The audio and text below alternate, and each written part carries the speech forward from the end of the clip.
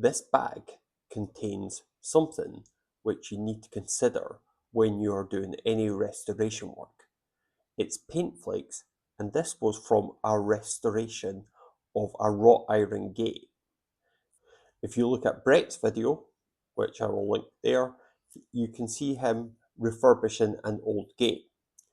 And one of the concerns that was mentioned in the comment section of the video was what is in that paint, because when you're dealing with very old things, you have to consider some toxic elements to it, and in this particular case, lead. Also check out his ingenious way of making new hardware for the gate as well, which came in a video just after his restoration video. I reached out to Brett and said, do you want me to actually test this under the microscope and see if there's any nasties in it? So with a dodgy handover in Maker Central, like almost like putting the hand with the bag into the other hand, I got the sample and this is it here.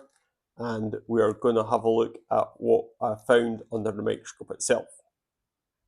Before I go on, I just want to say I have no accreditation or expertise in paint analysis, lead analysis, or any other toxicity measurements.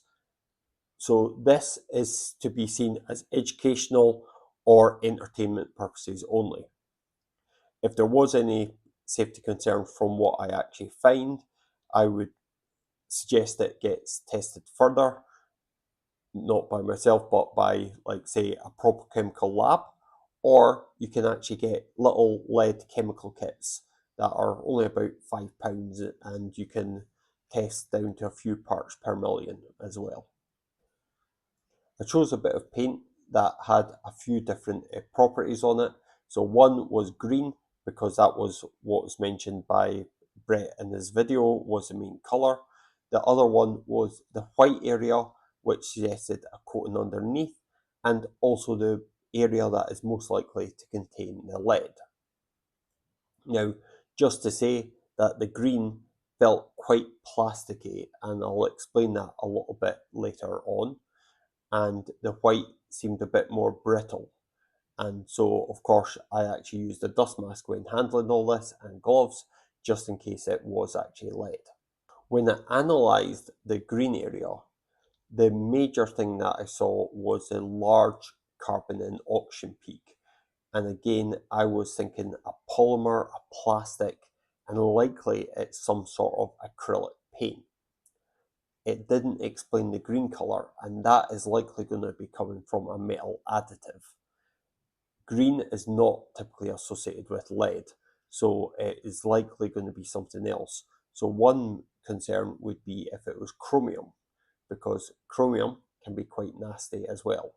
The green is alright though, but orange is very bad, but you never know what mixture of species that you get. When I went to the white area, it was a little bit more difficult because there was this thing called charging happening, where I'm hitting the electron beam in and it's trapped. Now, if you think about it, when you actually paint a metal surface, it becomes non-conducting.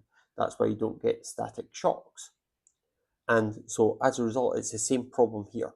I'm getting the negative electrons hitting the sample, but there is no area for it to dissipate to because it's surrounded by non-conductivity. So what I had to do was add a little bit of air into the system in order to view this area. When I did get it under a decent condition, which is under a low vacuum, adding a little bit of air in the system, I saw that we had actually some titanium present. And titanium is a good thing because titanium oxide replaced the lead carbonate as a non-toxic version of a white paint that is good for protecting the surface of outside furniture. When we go up in magnification on the white area, what we can see is there's almost like a platelet formation with it. That's probably where that brittle aspect came on the material. It wasn't that smooth, bendy, plasticky feel of the green area. If we have a little look at the surface of the paint chip, you can actually see the white area was underneath the green area. As you see, the top part and the bottom part looks to be a coating on the surface, and the white part is underneath it. Now what I'm going to do is I'm going to analyze by a map. So if I look at that full area, I can actually show what elements are present in a picture form. And for the white area, it really does show up as titanium in that band. The last stage that I wanted to do on this was I was going to do a cross section. So I popped it into a different machine. I used an argon gas to slice through the sample, and then I could analyze any interlayers between it. When we actually have a look at the map of this cross section, we can see a few different things inside. One major thing is you can actually see that you've got the titanium particles. The other bit, when I actually move to a more higher powered microscope, is I can see this very thin layer that was the copper. And copper is one of the reasons that you can get some nice green paint. Two safety concerns that I had going in the project was, one, that it could have been lead contained in the white areas, and that we found out to be titanium. The other concern was that it could have been a chromium in the green area. Less of a concern because chromium-3 is more safe than, say, chromium-6, which is in orange. And again, it was proved to actually be copper.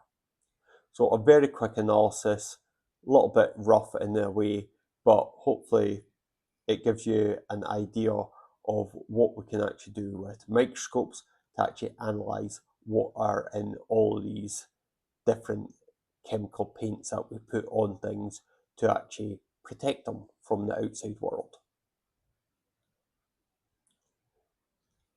Go and check out Brett's channel. He really is a genius at coming up with ideas of creating something from old and turn it into something brand new.